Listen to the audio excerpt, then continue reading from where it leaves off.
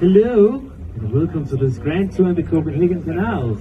My name is Toga, I will be your guide. Our captain name is Magnus. He's going to take us around Copenhagen for the next hour. On our trip, there's a lot of low bridges. It is important you remain seated, especially under the bridges, but I will give you a heads up so that you are aware of their existence. A word of advice: the bridges are more dirty than you think.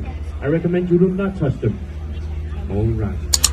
Goddag, og velkommen ombord på den her grand tour rundt i de københavnske kanaler. Mit navn er Toge, jeg skal være guide. Vores kaptajn er Magnus. Jeg skal sejle rundt i København i den næste times tid. På turen er der mange lave broer, derfor er det vigtigt, at man bliver siddende, især under broerne. Men jeg skal nok sige tilfælde til, at man ser dem komme.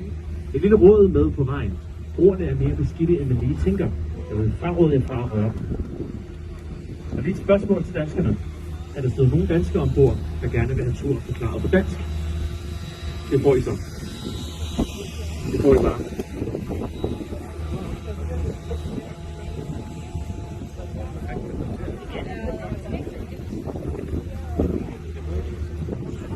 Now about that bridge thing I told you about. Here is one. Please remain seated. Thank you. Vi kommer der en bro, bliv endelig siddende. Tak.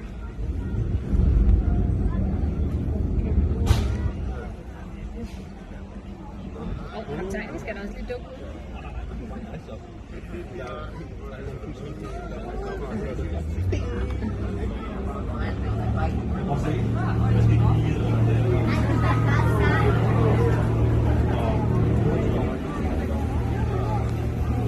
The Nyhavn Canal was dug up at the end of the 1600s. Back then, King Christian V wanted to connect this new square where we just took off, with the seven seas of the world out in front of us, which is really just the water between Sweden and Denmark. Back then, and for a long time, this was a place for grumpy sailors and ladies of the night. Today it's a place for restaurants and bars and beer and ice cream and tourists. You might have seen one. Nyhavn Kanal blev udgravet i slutningen af 1600-tallet. Tilbage dengang blev Christian V gerne forbinde kongens nytog med de 7 verdenshave ude foran os, hvilket teknisk set der vandt mellem Sverige og Danmark. Dengang og lang tid efter var det her et sted for bistre sømænd og glædespiger. I dag er det et sted for restauranter, barer, is, øl og turister. I kan måske se det. Coming up on the left side of the boat is the Royal Danish Theatre's Playhouse that opened in 2008 with the play Hamlet by William Shakespeare that takes place at Kronborg Castle, which is a real castle up in Helsingør, 50 kilometers north of here. This building was designed by Lundgaard and Tranberg, and they put this roof on top of the building for stage props that is covered in copper so that eventually it will turn green like all the other copper rooftops in Copenhagen. På venstre side ligger det Kongelige Teaters skuespilhus, der åbnede i 2008 med skuespillet Hamlet, hvor ligger Shakespeare. Hamlet foregår på Kronborg Slot. Et kærlighedsbrev til musikken i The area where the opera is placed is called Holmen. Those are five man-made islands that the Navy built back in 1685.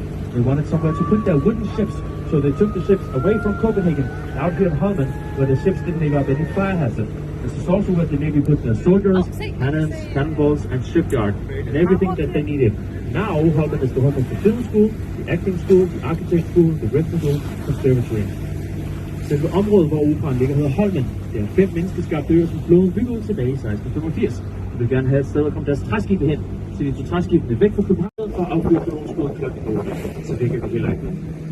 Det er et stort brag. Right in front of us on the right, you'll see a small hill with some cannons on it. This is Battery 6's named after King Christian VI, the finished in 1746. Every morning at sunrise and every evening at sunset, the Navy flies a cannon to tell the world we're now raising and lowering our flag. Oh, that's the red and white thing you see blowing in the wind, that's our flag. The only problem with flying a cannon shot at sunrise in Denmark is that sunrise is at 4:30 in the morning. That's a little too early to fire cannon shots. So we agreed with the neighbors and instead fire the cannon shot at 8 o'clock. This way we don't wake up people with a huge bang. To the right is Refshale Island. This is where the Burmeister and Wayne shipyard was placed. There was a big workplace back in the 60s. They built ships large enough to sail through the Panama Canal. The Grey Hall where it says Refshale Vive le Tour and a bicycle. Also, I'd like you to notice two fully grown ugly ducklings to the right side of the boat. I am of course talking about the Little Mermaid on the right side of the boat. Selvfølgelig lille havfrue, der sailer på højre side af bogen. Twice, she has had her head cut off. And once, she has had her arm cut off and been put back. She has also been pulled over with paint, but as you can tell, she's fine. She is, because she's our mermaid. And ain't nobody gonna come here and mess with our mermaid. We put it back together and that's how it is. No.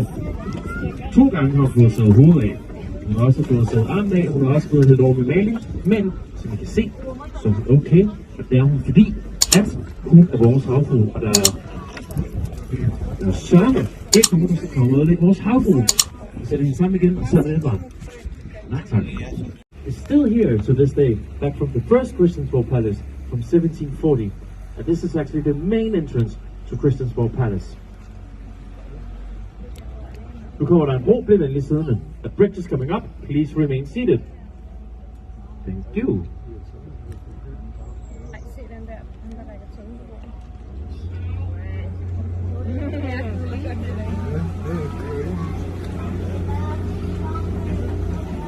Nu kommer vi herhen, hvor vi skal på med meningen. I 1794 Christiansborg brændte, hvilket tvang kongen til at flytte ud fra Marienborg. Der var det ikke det hele, der ved Christiansborg, der brændte. De gamle stalle til hestene og marmorbroen, vi lige sejlede under, står her stadig den dag i dag tilbage fra det første Christiansborg fra 1740. Og det er faktisk hovedindgangen til Christiansborg. The next bridge is the most narrow on the trip. Please keep your hands, heads and elbows inside the boat. Thank you. And please do not touch the bridge. For at affyre nogle skud klokken 8, så det kan vi heller ikke. Det er et stort brag. Right in front of us on the right, you'll see a small hill with some cannons on it. This is Battery 6s named after Christian VI, finished in 1746. Every morning at sunrise and every evening at sunset, the Navy flies a cannon to tell the world we're now raising and lowering our flag. Oh, that's the red and white thing you see blowing in the wind, that's our flag. The only problem with flying a cannon shot at sunrise in Denmark is that sunrise is at 4:30 in the morning. That's a little too early to fire cannon shots. So we agreed with the neighbors and instead fire the cannon shot at 8 o'clock. This way we don't wake up people with a huge bang. To the right is Refshale Island. This is where the Burmeister and Wayne shipyard was placed. There was a big workplace back in the 60s. They built ships large enough to sail through the Panama Canal. The Grey Hall where it says Refshale Vive le Tour and a bicycle.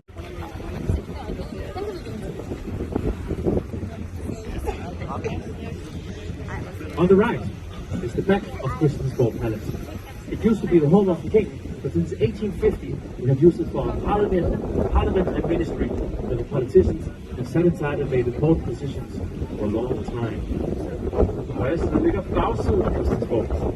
Det plejede at være kongens hjem siden 1850, hvor det brugte til vores folketing, statsministeriet og højesteret, hvor politikerne har siddet inden for at tage vigtige beslutninger dagen lang.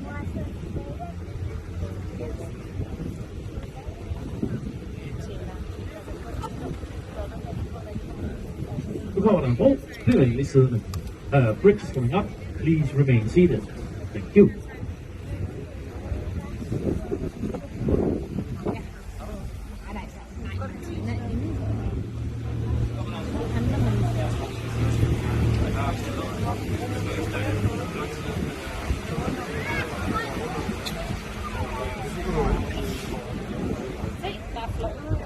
In front of us on the right is the stock exchange built by King Christian IV in 1640. He built it with this Dutch Renaissance style that he liked so much, and on top of the roof he put 4 dragons spun together. Because Vikings believed that if you put dragons on your roof, your building would never burn. And this is in fact the only building in the entire island that has never burned. So Thor and Odin are real, and they are still protecting us. På højre side ligger Børsen, bygget på Christian 4. i 1640. Det bygget med den her hollandske renaissancestil, som man så godt kunne lide. Og på toppen af kobbertaget kom han 4 drager spundet sammen. Det var vikingetro, at hvis du kom drager på toppen af taget, så ville de...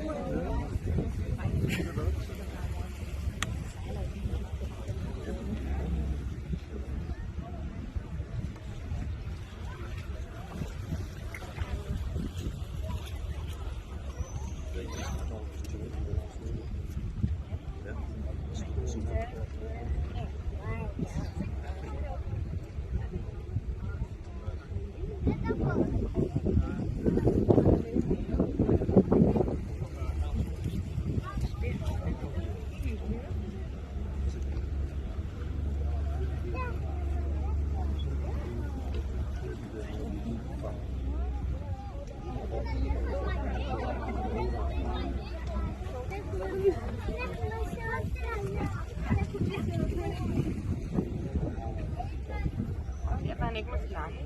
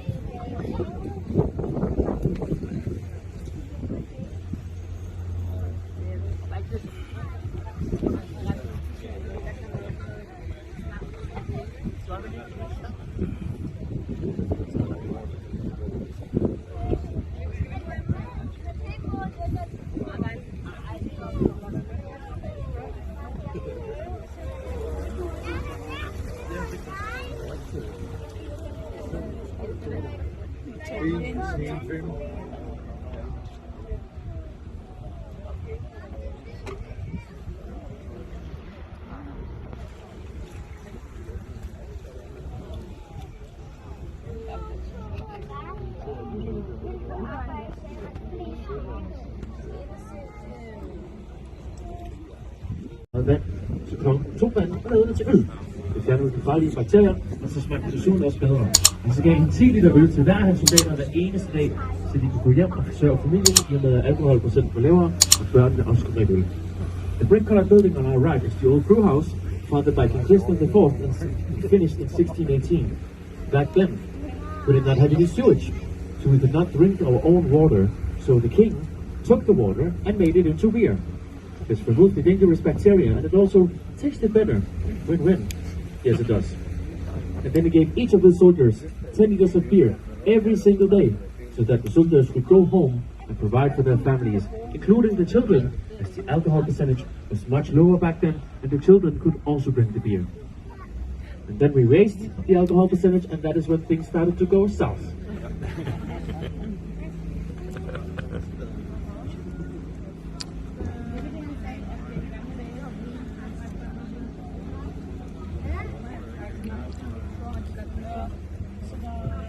Nu kommer der en bro helt ind i siderne.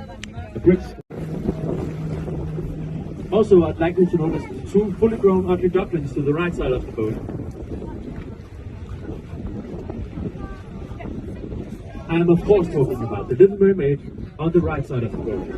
Selvfølgelig lille havfruer, der sailer på højre side af bogen. Twice, she has had her head cut off.